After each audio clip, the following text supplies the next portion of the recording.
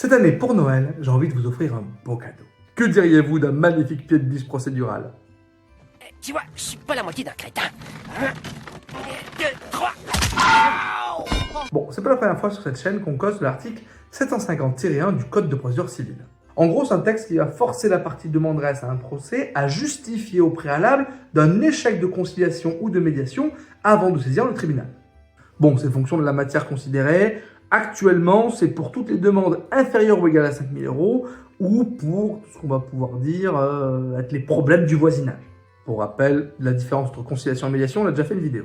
Et on a même vu récemment qu'il était question que ce seuil, il passe à 10 000 €. J'aiguille. Bon, il se trouve que pour X ou Y raison, des fois, on n'a pas envie de passer par une médiation ou une conciliation. On va aller directement devant le juge. Et bien mon cadeau, c'est le moyen d'y faire face. Oui, ben super le cadeau, il suffit simplement d'augmenter les dommages à intérêt jusqu'à atteindre 5 001 €. Alors, oui, mais de 1, ça marche pas quand il s'agit d'un problème de voisinage, et de 2, bon, je rappelle que les frais de procédure ne sont pas comptabilisés dans ce calcul du montant. Je savais! Ah oui! Je le savais! Je savais, mais quand même. Et puis le jour où ça passe à 10 000 €, on en reparle. Par conséquent, à formuler une demande artificielle, on risque surtout de la fragiliser. Alors comment on va faire? Moi j'ai mieux, j'ai un cheval de Troie. Qu'est-ce que j'entends par là?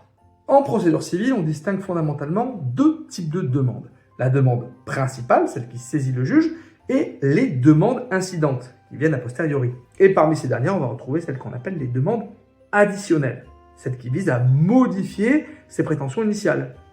Et il se trouve que l'article 750-1 ne concerne que la demande principale. Bien. C'est la session qui confirme.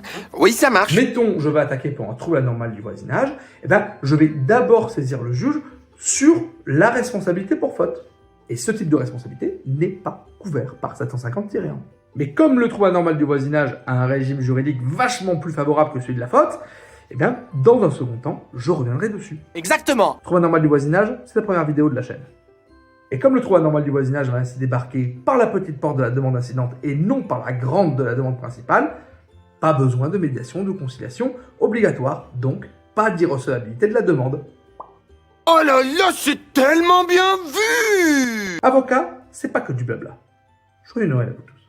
Et bim, du droit.